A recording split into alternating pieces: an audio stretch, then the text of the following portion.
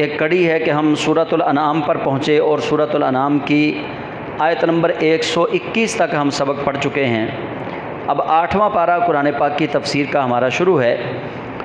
تو آج ہم آیت نمبر 122 سے اللہ رب العزت جل جلالہ کی وحدانیت پر دلائل پڑھیں گے۔ اللہ تعالیٰ نے اپنے بندوں پر جو انعام و اکرام کیے اور رب ذوالجلال اس کائنات کو کیسے چلا رہا ہے، اور اس کے اندر اللہ تعالیٰ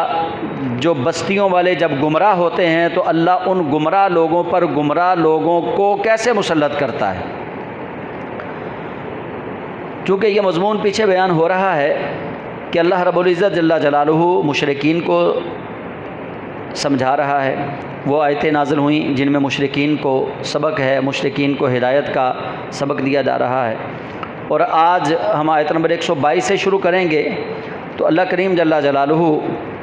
انہی لوگوں کے متعلق جو لوگ اللہ کی وحدانیت کا انکار کرنے والے تھے، رسول اکرم صلی اللہ علیہ وآلہ وسلم کی رسالت کا انکار کرنے والے تھے، بلکہ اللہ کی کتاب قرآن کریم کا انکار کرنے والے تھے، اللہ ان کے لیے فرما رہا ہے، اعوذ باللہ من الشیطان الرجیم، بسم اللہ الرحمن الرحیم، اومن کان میتا فاحییناہ وجعلنا لہ نورا یمشی بہ فی الناس کمن مثلہ فی الظلمات لیس بخارج منہا کذالک زین للکافرین ما کانوا یعملون۔ اللہ فرماتا ہے اومن کان میتا، کیا جو شخص پہلے مردہ تھا، ہم سارے پہلے مردہ تھے، یعنی ماں کے پیٹ میں آنے سے پہلے ہم سارے مردہ تھے، کوئی ہم میں جان نہیں تھی، جب اللہ نے جان ڈالی تب جان آئی، اس سے پہلے ہمارا وجود کوئی نہیں تھا۔ اس موت سے مراد یہ ہے، اللہ فرماتا ہے اومن کان میتن، کیا وہ شخص جو پہلے مردہ تھا، فاحییناہ، ہم نے اس کو زندہ کیا، وجعلنا لہ نورا، اور ہم نے بنایا اس کے لیے نور، یمشی چلتا ہے، بہی اس نور کے ساتھ، فی الناس وہ لوگوں میں۔ اللہ فرماتا ہے کیا جو شخص پہلے مردہ تھا جس کی حیثیت کوئی نہیں تھی، پھر ہم نے اس کو زندہ کیا، یعنی زندگی عطا کی، اور ہم نے بنایا اس کے لیے نور، وجعلنا لہ نورا یمشی بہ فی الناس، ہم نے اس کو ایسا نور دیا کہ اس نور کے ساتھ وہ لوگوں میں چلتا ہے، کمم مثلہ، جیسا کہ فی الظلمات، اندھیرے کے اندر اس شخص کی مثل ہم نے اس کو نور دیا کہ جیسا کوئی شخص اندھیرے میں چلتا ہے، لیس بخارج منہا، اور وہ اس اندھیرے سے نکل نہیں سکتا۔ لائٹ بند ہو جائے، آپ کمرے کے اندر ہیں، جب تک کوئی نور نہیں آئے گا، روشنی نہیں آئے گی، آپ کی آنکھیں نہیں دیکھیں گی، آپ وہیں پہ کھڑے رہیں گے۔ اکثر ایسا ہوتا ہے کہ اندھیرا ہو جائے تو ہم وہیں پہ سٹل ہو جاتے ہیں، چند لمحوں کے لیے ہم رکتے ہیں، دیکھتے ہیں کہ کوئی، یا ٹٹولتے ہیں چیزوں کو، ہاتھ مارتے ہیں کہ کہاں سے اب ہم نے جانا ہے، کوئی چیز درمیان میں نہ آ جائے، کوئی چیز لگ نہ جائے ہمارے پیروں میں۔ تو اللہ کریم فرماتا ہے اے بندے، تجھے بھی ہم نے جب بنایا ہے تو ایسے ہی بنایا ہے جیسے ظلمت کے اندر چلنے والا کوئی شخص، لیس بخارج منہا، جو ظلمت سے نکل نہیں سکتا، اس کے لیے نور چاہیے، ایسے ہی ہم نے تمہیں بھی نور عطا کیا۔ کذالک زین للکافرین ما کانوا یعملون، اسی طرح کافر جو عمل کر رہے ہیں، اللہ ان کے عملوں کو خوبصورت کر کے ان کو دکھا رہا ہے۔ کذالک، اسی طرح، زینا، مزین کیا گیا، خوبصورت کیا گیا، للکافرین، کافروں کے لیے، ما کانوا یعملون، جو وہ عمل کرتے ہیں۔ اللہ فرماتا ہے کافر جو عمل کر رہے ہیں ان کے لیے ان کے عملوں کو خوبصورت کر دیا گیا۔ وہ گمراہی کے اندر ڈوبے ہوئے ہیں لیکن وہ کہتے ہیں ہم حق پہ ہیں، وہ ظلم و ستم کرتے ہیں لیکن کہتے ہیں کہ ہم ظلم و ستم نہیں کر رہے، ہم تو فساد فی الارض کو ختم کر رہے ہیں۔ وہ لوگوں کے حقوق کی تلفی کرتے ہیں لیکن وہ کہتے ہیں ہم لوگوں کے حقوق کی بات کر رہے ہیں۔ تو رب ذوالجلال فرماتا ہے کہ ہم نے کافروں کے اعمال ان کے لیے خوبصورت بنا دیے، کہ ان کے ذہنوں میں یہ بات ڈال دی، ان کی آنکھوں کو وہ چیز عطا کر دی کہ وہ اپنی آنکھوں سے دیکھتے ہیں، کام برا ہے لیکن انہیں بڑا اچھا لگ رہا ہے۔ اب یہ آیت، اس کے اندر اللہ کریم جل جلالہ بیان فرما رہا ہے، ایک تو یہ بیان ہو گیا کہ اے بندے تیری کیا اوقات ہے، تو کچھ بھی نہیں تھا، ہم نے تجھے زندگی عطا کی، تو کچھ بھی نہیں تھا، تیری کوئی حیثیت نہیں تھی، تو بالکل مردہ تھا، تیرے اندر کوئی جان نہیں تھی، ہم نے تجھے زندگی دی۔ اور دوسرا اللہ فرماتا ہے کہ ہم نے ہر بندے کو ایک نور عطا کیا ہے، وَجَعَلْنَا لَهُ نُورًا يَمْشِي بِهِ فِي النَّاسِ، ہم نے ہر بندے کو نور عطا کیا جس نور کے ساتھ وہ لوگوں میں چلتا ہے۔ قرآن کریم کی یہ آیت واضح طور پر بتا رہی ہے، سورۃ الانعام ہے، آیت نمبر 122 ہے۔ اللہ کریم فرماتا ہے کہ میں نے کسی ایک شخص کو نور کے بغیر پیدا نہیں کیا، کسی ایک شخص کو بھی بغیر نور کے پیدا نہیں کیا۔ ہر شخص کے اندر رب ذوالجلال نے وصف نور رکھا ہے، نور ضرور موجود ہے بشر کے اندر، بشر نور سے خالی نہیں ہے۔ اس کی بشریت کو اللہ رب ذوالجلال نے، بشریت محض ایک اندھیرا تھا، اللہ فرماتا ہے اومن کان میتن فاحییناہ، تو مردہ تھا، ہم نے تجھے حیا بخشی، زندگی دی، وجعلنا لہ نورا یمشی بہ فی الناس، اور ہم نے بنایا تمہارے لیے لوگوں کے اندر ایک نور، جس نور کی روشنی میں تم لوگوں کے اندر سفر طے کر رہے ہو۔ وہ نور عقل کا نور بھی ہے، وہ نور آنکھوں کا نور بھی ہے، وہ نور نور ہدایت بھی ہے، وہ نور اللہ کی طرف سے شعور جو آ جانا انسان کو برے راستے کا اور اچھے راستے کا، اس نور سے مراد وہ نور بھی ہے۔ بہرحال رب ذوالجلال نے قرآن کریم کی اس آیت کے اندر واضح طور پر فرما دیا کہ ہم نے کسی ایک شخص کو نور کی صفت کے بغیر پیدا نہیں کیا، ہر شخص کے اندر وہ صفت رکھی ضرور ہے۔ کسی کو دل والی آنکھیں عطا کر دی، اور اس کی یہ آنکھوں کی بینائی جو ہے وقتی طور پہ ختم ہوئی، لوگوں نے کہا نابینا ہے، لیکن اللہ کریم جل جلالہ نے اندر کی بینائی جو ہے وہ عطا کر دی۔ جیسے میں اکثر آپ لوگوں کو وہ سیدی عبدالعزیز دباغ رحمۃ اللہ علیہ کا واقعہ سنایا کرتا ہوں کہ ان کے پاس لوگ آ جاتے، وہ شیخ الحدیث تھے، محدث تھے حدیث کے، لوگ وہ حدیث پڑھاتے تھے، آنکھوں کی بینائی نہیں تھی، تو لوگوں نے کیا کرنا، ان کا مذاق اڑانے کے لیے، ان کو آزمانے کے لیے ان کے پاس آ کے حدیث کی عربی پڑھنی، اور حدیث کی عربی قرآن کی عربی کے ساتھ مکس کر دینی، اس کو مکس اپ کر کے ان کے سامنے پڑھنا۔ تو انہوں نے کہنا نہیں بھائی یہ تم غلط کر رہے ہو، یہ قرآن کے لفظ نہیں ہیں۔ جب انہوں نے قرآن پڑھنا تو انہوں نے کہنا بڑا مزہ آ رہا ہے، تم قرآن پڑھ رہے ہو، لیکن جیسے ہی کوئی حدیث کا لفظ اس کے اندر شامل کرنا، وہ نابینا تھے تو انہوں نے اس کو روک دینا۔ وہ جو لوگ آزمانے کے لیے آئے وہ ایک دن پوچھنے لگے حضرت آپ تو نابینا ہیں، آپ کو تو نظر نہیں آتا، آپ کو کیسے پتہ چلتا ہے کہ یہ قرآن کے الفاظ ہیں، یہ حدیث کے الفاظ ہیں؟ تو حضرت سید عبدالعزیز دباغ رحمۃ اللہ علیہ فرمانے لگے کیا ہوا جو اللہ نے میری یہ آنکھوں کی بینائی نہیں دی مجھے، اللہ نے دل کی آنکھیں دی ہیں۔ جب تم قرآن پڑھتے ہو تو روشنی اور طرح کی ہوتی ہے، جب حدیث پڑھتے ہو تو روشنی اور طرح کی ہوتی ہے، میں اس روشنی کو دیکھتا ہوں۔ جب قرآن پڑھتے ہو تو نور اور طرح کا ہوتا ہے، جب حدیث پڑھتے ہو تو نور اور طرح کا ہوتا ہے، پھر مجھے پتہ چل جاتا ہے کہ یہ قرآن کا نور ہے، یہ حدیث کا نور ہے۔ تو اللہ کریم نے نور بندہ مومن کو عطا فرمایا ضرور ہے۔ تو اللہ تعالیٰ نے یہاں پہ بندے کے اندر ایک صفت نور کا تذکرہ کیا سورۃ الانعام کے اندر۔ اب اس سے اس بات کا اور اس جھگڑے کا فیصلہ بھی ہو گیا کہ ہم نبی پاک صاحب الاولاق صلی اللہ علیہ وآلہ وسلم کو جب نور کہتے ہیں تو اس کا مطلب یہ نہیں کہ ہم حضور کو بشر نہیں مانتے، ہم نبی اکرم نور مجسم صلی اللہ علیہ وآلہ وسلم کو بشر مانتے ہیں، لیکن عام بشروں جیسا بشر نہیں مانتے، ہم سید البشر مانتے ہیں۔ ہم نور مانتے ہیں تو عام نور جیسا نور نہیں مانتے، ہم نور بھی حضور کو سب سے اعلیٰ نور مانتے ہیں کہ اللہ نے جب آپ کو نور عطا کیا تو سب سے اعلیٰ، بشریت عطا کی تو سب سے اعلیٰ۔ تو یہاں پہ ایک تو بندے کی حیات کا ذکر ہو گیا، دوسرا بندے کو اللہ نے جو صفت نور عطا کی ہے اس کا ذکر ہو گیا، اور تیسرا اس کے اندر اللہ کریم نے کافروں کے جو اعمال ہیں جن کو کافر صحیح سمجھ کے کرتے ہیں، جیسے انہوں نے عالمی انسانی حقوق کمیشن بنایا ہوا ہے، لیکن وہ جو عالمی انسانی حقوق ہے ان کا سب سے زیادہ وہ فائدہ کس کو دے رہا ہے؟ یہودیوں کو۔ جو ان کا عالمی انسانی حقوق انہوں نے بنایا ہے وہ فائدہ دے رہا ہے یہودیوں کو یا عیسائیوں کو، لیکن جو عالمی انسانی حقوق کا منشور میرے اور آپ کے کریم نبی نے حجۃ الوداع کے موقع پر پیش کیا تھا، اس کے اندر اللہ کے محبوب کریم علیہ السلام نے پوری انسانیت کے لیے ایک جامع پلان دیا تھا، پوری انسانیت کے حقوق اس کے اندر شامل تھے۔ تو نبی پاک صلی اللہ علیہ وسلم کا دین اس لیے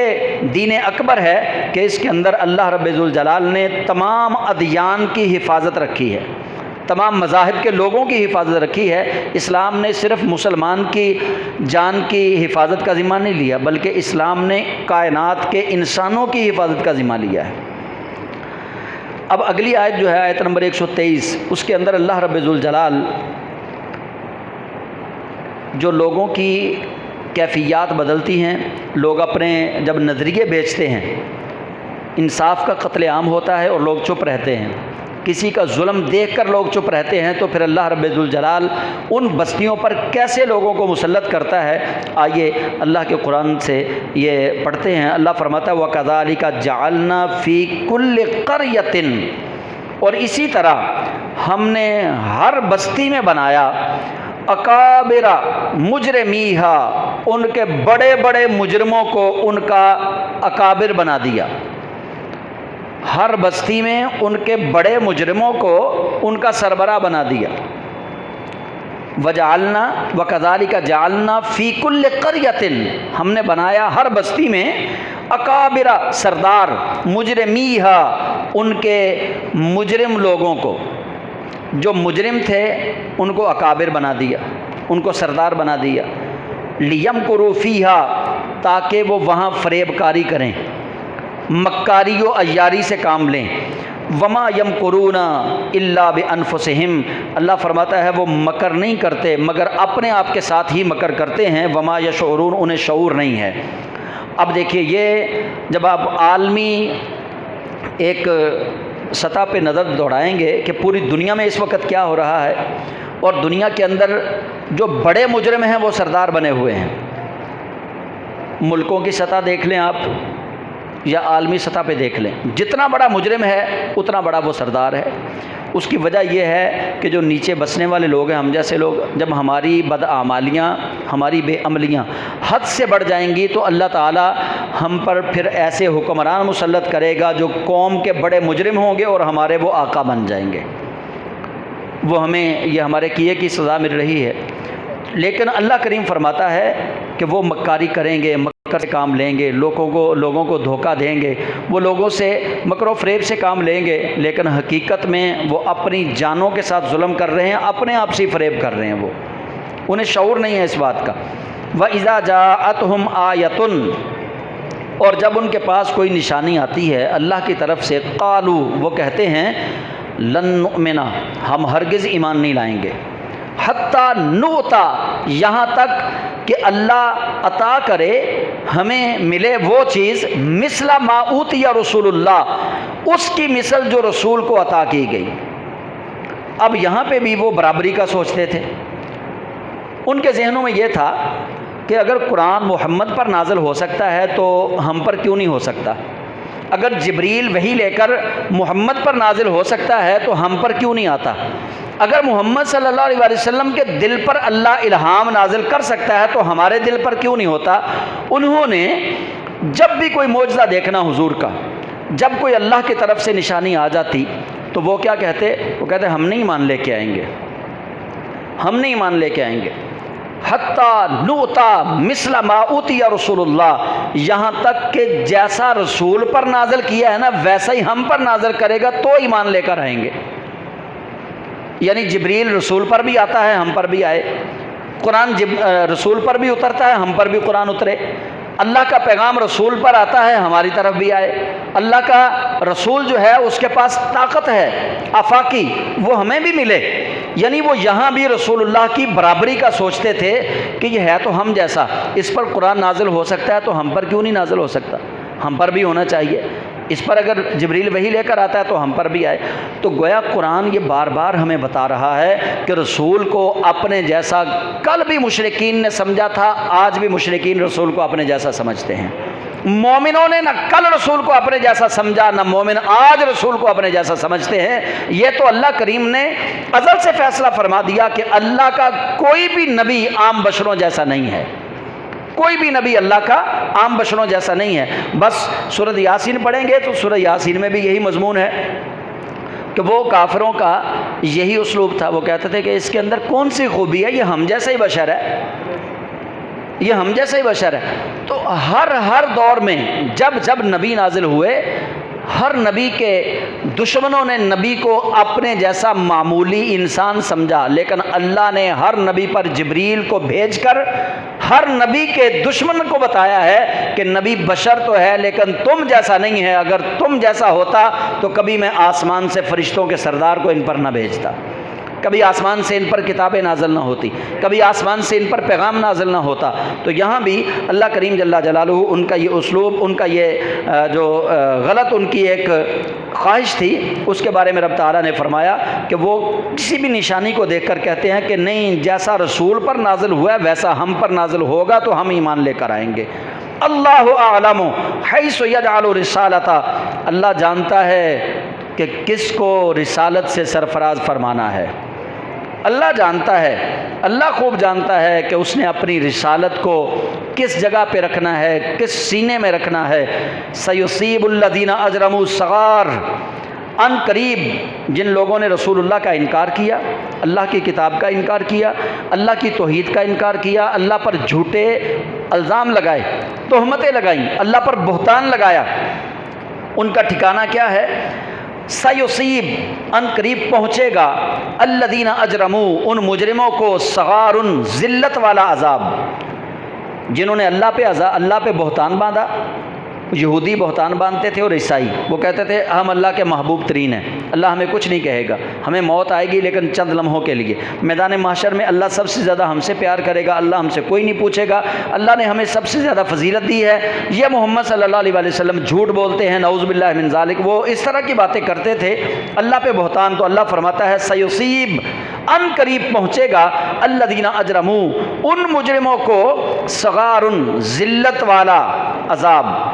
عند اللہ، اللہ کی طرف سے، وعذاب شدید، اور شدید قسم کا عذاب، بما کانوا یمکرون، ان کے مکروں کی وجہ سے، جو انہوں نے مکر کیے، جو انہوں نے فریب کیے، ان کی وجہ سے اللہ ان کو ذلت والا اور شدید سخت عذاب ان کو دے گا۔ اب اگلی آیت کے اندر اللہ رب ذوالجلال جن لوگوں پہ کرم فرماتا ہے ان کا ذکر ہے۔ ایک بندہ ہے، آپ اس کو دیکھتے ہیں اس نے داڑھی نہیں رکھی، آپ دیکھتے ہیں کہ وہ دنیاوی معاملات چلا رہا ہے، آپ اس کو بالکل ایک دنیا دار بندہ سمجھتے ہیں، لیکن اس کے دل کے اندر خوف خدا اتنا ہے کہ وہ قدم اٹھانے سے پہلے بھی سوچتا ہے کہ کہیں دھرتی پر میرا قدم زور سے نہ لگے۔ اس نے داڑھی نہیں رکھی، وہ عالم نہیں ہے، وہ دین کو بہت زیادہ نہیں جانتا، لیکن اس کے دل کے اندر خوف خدا اتنا ہے، وہ قدم اٹھانے سے پہلے یہ سوچتا ہے کہ کہیں میرا یہ قدم دھرتی پر زور سے نہ لگ جائے، اللہ کو یہ پسند نہیں ہے۔ اور وہ اپنے معاملات میں اتنا نیٹ اینڈ کلین ہے کہ وہ اپنے کسی رشتہ دار کی دل آزاری نہیں کرتا، حقوق کو سمجھتا ہے، سارے رشتہ داروں کے حقوق، بیٹے بیٹیوں کے، ماں باپ کے، بہن بھائیوں کے، چچا کے، تایا کے، تمام جو رشتہ دار ہیں وہ ان رشتہ داریوں کو سمجھتا ہے۔ اچھا، یہ بھی ایک علم ہے، یہ بھی ایک علم ہے۔ اور جو بندہ جس کا سینہ اللہ اس علم کے لیے کھولتا ہے نا، اس کی بات ہو رہی ہے اگلی آیت میں، کہ جو بندہ حقوق کی تلافی نہیں کرتا، تلفی نہیں کرتا، حق نہیں کسی کا کھاتا، کسی رشتہ دار کا دل ناجائز نہیں دکھاتا، کسی پہ غصب نہیں کرتا، کسی کا حق، کسی پہ ظلم نہیں کرتا، اللہ ان کے لیے کیا فرماتا ہے؟ اللہ فرماتا ہے فَمَن يُرِدِ اللَّهُ، اور اللہ جس کے لیے چاہتا ہے ان يهديه، کہ وہ اس کو ہدایت دے، اللہ جس کے لیے ہدایت چاہتا ہے نا، یشرح، وہ کھول دیتا ہے، صدرہ، اس کا سینہ، للاسلام، اسلام کے لیے، اللہ اس کا سینہ اسلام کے لیے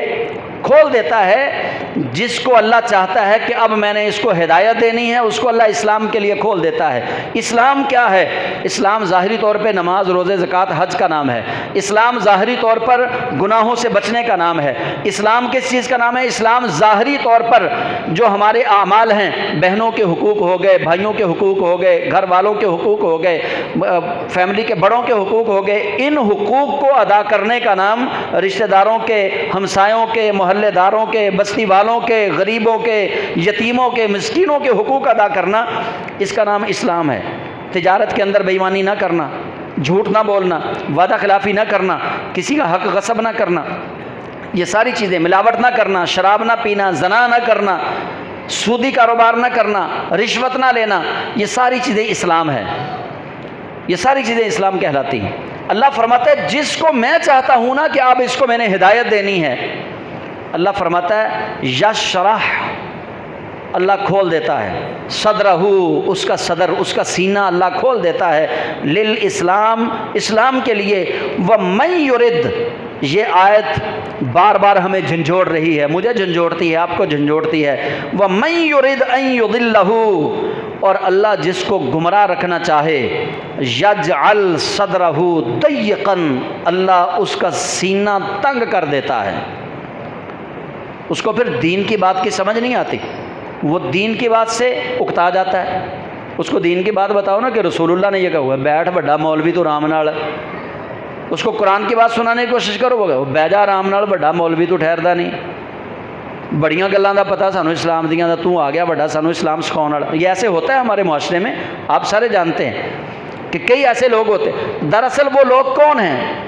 اللہ فرماتا ہے یجعل صدرہ ضیقا،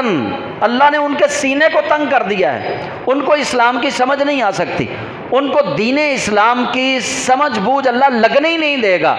اور جس کو سمجھ آ جاتی ہے نا، وہ تو زمین پر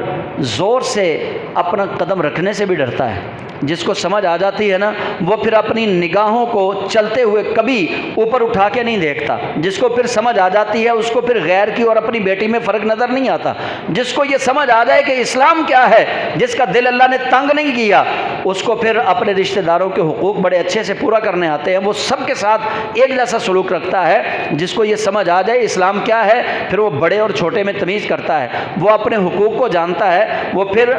ظلم اتنا کرتا ہے جتنا سہنے کے لیے وہ تیار ہے۔ یہ ہو نہیں سکتا کہ میں کسی کو ایک تھوڑا سا پتھر ماروں اور مجھے اللہ تعالیٰ کی طرف سے کچھ ملے نا، ایسا نہیں ہے۔ اسلام نے، آپ دیکھیے، اتنا خوبصورت اللہ نے ہمیں دین دیا ہے نا، اتنا خوبصورت دین دیا ہے، اللہ تعالیٰ نے بدلے سے منع نہیں کیا۔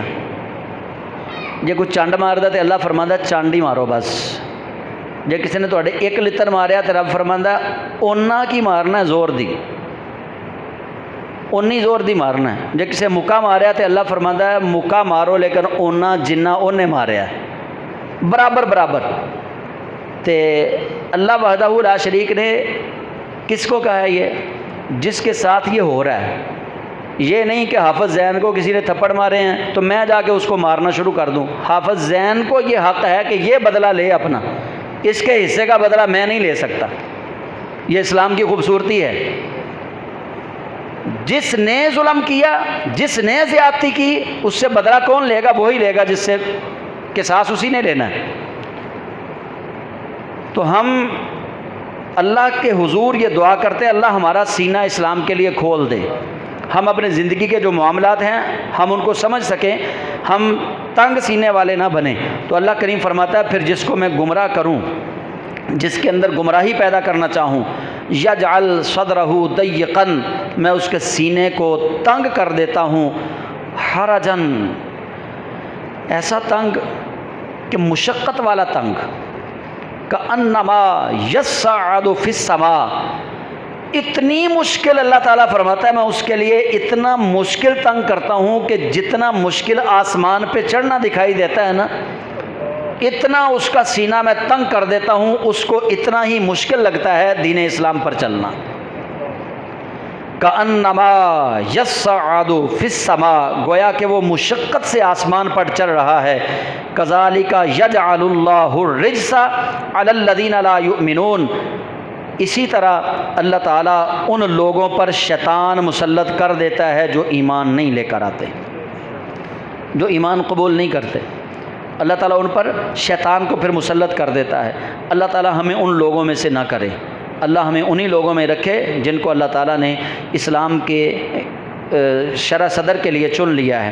تو اللہ کریم جل جلالہ فرماتا ہے وَهَذَا صِرَاطُ رَبِّكَ مُسْتَقِیمًا، یہ تمہارے رب کا پسندیدہ سیدھا راستہ ہے۔ قَدْ فَصَّلْنَا الْآيَاتِ لِقَوْمٍ يَذَّكَّرُونَ، نصیحت والی قوم جو ہے، نصیحت قبول کرنے والی قوم، اللہ فرماتا ہے ان کے لیے ہم نے تفصیل کے ساتھ اپنی آیتوں کو بیان کر دیا۔ اب نصیحت پکڑنے والی جو قوم ہے وہ کون سی ہے؟ وہ نہ عرب ہیں، نہ عجم ہیں، نہ فارسی بولنے والے ہیں، نہ ہندی بولنے والے ہیں، یہ اللہ کے تمام وہ بندے ہیں، سب کو مخاطب کیا اللہ تعالیٰ نے۔ اللہ فرماتا ہے ہم نے نصیحت قبول کرنے والی قوم کے لیے اپنی آیتوں کو تفصیل سے بیان کر دیا ہے۔ لہم دار السلام عند ربہم، انہی کے لیے ان کے رب کے پاس سلامتی والے گھر ہیں۔ لہم، ان کے لیے، دار السلام، سلامتی والا گھر، عند ربہم، ان کے رب کے پاس ہے، وہو ولیہم، ان کا رب ان کا دوست ہے، بما کانوا یعملون، ان کے نیک کام کرنے کی وجہ سے ان کا رب ان کا دوست ہے۔ تو اللہ کریم جل جلالہ اگلی آیت میں پھر جھنجھوڑ رہا ہے، رب فرماتا ہے وَيَوْمَ يَحْشُرُهُمْ جَمِيعًا، اور جس دن وہ اللہ سب لوگوں کو جمع کرے گا۔ اللہ اکبر، حساب دینا بڑا مشکل ہے۔ آپ سمجھتے ہیں کاروباری لوگ بیٹھے ہوئے ہیں، حساب دینا بڑا مشکل ہے، اور میدان محشر اتنا عظیم میدان ہے اور ایسی ہیبت والا میدان ہے کہ وہاں آپ نے احادیث سن رکھی ہیں، روایات آپ نے سن رکھی ہیں۔ انبیاء کرام جو ہیں وہ بھی اس دن اللہ سے لرز رہے ہوں گے ڈر کے مارے۔ اللہ کی ہیبت، اللہ کے جلال سے انبیاء و مرسلین وہ ہیبت میں ہوں گے کہ کیا بنے گا۔ حالانکہ اللہ کی ساری مخلوق میں سب سے بہترین انبیاء و مرسلین ہیں، اللہ کی ساری مخلوق میں فضل والے، انعام والے انبیاء و مرسلین ہیں، لیکن اس دن وہ بھی کانپ رہے ہوں گے۔ میں اور آپ تو کسی شمار میں نہیں ہیں، ہمارا کہاں شمار ہوگا۔ اللہ فرماتا ہے وَيَوْمَ يَحْشُرُهُمْ جَمِيعًا، اور جس دن اللہ ان سب کو جمع کرے گا۔ یا معشر الجن، اللہ پھر خطاب فرمائے گا یا معشر الجن، معشر کہتے ہیں گروہ کو۔ اللہ فرمائے گا جنات کے گروہ، اے جنات کی جماعت، قد استکثرتم من الانس، تم نے بہت سارے انسانوں کو گمراہ کیا۔ جنوں سے اللہ فرمائے گا یا معشر الجن، تم نے بہت سارے انسانوں کو گمراہ کر دیا۔ وقال اولیاؤہم من الانس، اور انسانوں میں سے جنوں کے دوست کہیں گے ربنا استمتع بعضنا ببعض وبلغنا اجلنا الذی اجلت لنا، اے ہمارے رب، ہمارے بعض لوگوں نے بعض سے ناجائز فائدے اٹھائے۔ ربنا، اے ہمارے رب، استمتع کا معنی ہے فائدہ اٹھانا، فائدہ اٹھایا، بعضنا ہمارے بعض نے، ببعض بعض سے، وبلغنا اجلنا الذی اجلت لنا، اور ہم پہنچے، بلغنا ہم پہنچے، اجلنا اپنی اجل کو، مقررہ مدت کو، الذی اجلت لنا جو تو نے ہمارے لیے مقرر کی تھی، یعنی موت کا وقت۔ یا اللہ، یہ انسان، جنوں کے جو دوست تھے نا انسان، وہ ہم سارے نہیں تھے، ہم میں سے کچھ تھے، اور وہ ان سے، ان کے بعض جو ہیں وہ بعض سے فائدہ اٹھاتے تھے۔ ہم پر یہ وقت آ گیا کہ ہم مقررہ جو مدت تھی موت کی، وہ وقت ہم پر آ پہنچا، یعنی وہ عذر پیش کریں گے کہ سانو ٹائم نہیں لبا توبہ دا، سیدھے رستے تے آن دا، اسی فائدہ اٹھاؤن وچ ہی مصروف رہے۔ اللہ کیا فرمائے گا؟ رب تعالیٰ فرمائے گا قالا، اللہ کہے گا النار مثواکم، النار مثواکم، تمہارا ٹھکانہ جہنم ہے، تمہارا ٹھکانہ آگ ہے، خالدین فیہا، اس میں ہمیشہ ہمیشہ رہو گے، الا ما شاء اللہ، مگر جس کو اللہ چاہے گا وہ اس نار کے اندر نہیں رہے گا۔ ان ربک حکیم علیم، بے شک تمہارا رب سب سے زیادہ حکمت والا اور سب سے زیادہ علم والا ہے۔ وکذالک نولی بعض الظالمین بعضا بما کانوا یکسبون، اور اللہ فرماتا ہے کہ ہم اسی طرح بعض ظالموں پر بعض ظالموں کو مسلط کر دیتے ہیں۔ وکذالک، اور ہم اسی طرح نولی مسلط کر دیتے ہیں، پھیر دیتے ہیں، بعض الظالمین بعضا، بعض ظالموں کو بعض ظالموں پر مسلط کر دیتے ہیں، ان کو ان کی طرف ہی پھیر دیتے ہیں، بما کانوا یکسبون، ان کے گناہوں کے کاموں کی وجہ سے، یعنی جیسا ہم کام کریں گے اس کے سبب سے اللہ تعالی ہم پر حکمران مسلط فرمائے گا۔ اگر ہم ظالم ہیں تو کبھی توقع نہ رکھیں کہ سلطان صلاح الدین ایوبی آئے گا، اگر ہم ظالم ہیں تو کبھی توقع نہ رکھیں کہ اب سیدنا عمر فاروق والا دور دوبارہ آئے گا، اگر ہم ظالم ہیں تو کبھی توقع نہ رکھیں کہ اصحاب ثلاثہ والا دور آئے گا، خلفائے راشدین والا دور آئے گا، نہیں آئے گا، اب عمر بن عبدالعزیز دوبارہ نہیں آئیں گے۔ اگر جب تک ہم صحیح نہیں ہو جاتے تب تک اللہ ہم پر ظالم ہی مسلط فرمائے گا، کیونکہ اللہ نے آج تک اس قوم کی حالت نہیں بدلی جس قوم نے اپنی حالت کو بدلنے کا خود ارادہ نہ کیا ہو۔ تو یہ ماہ محرم الحرام ہمیں ظالم کے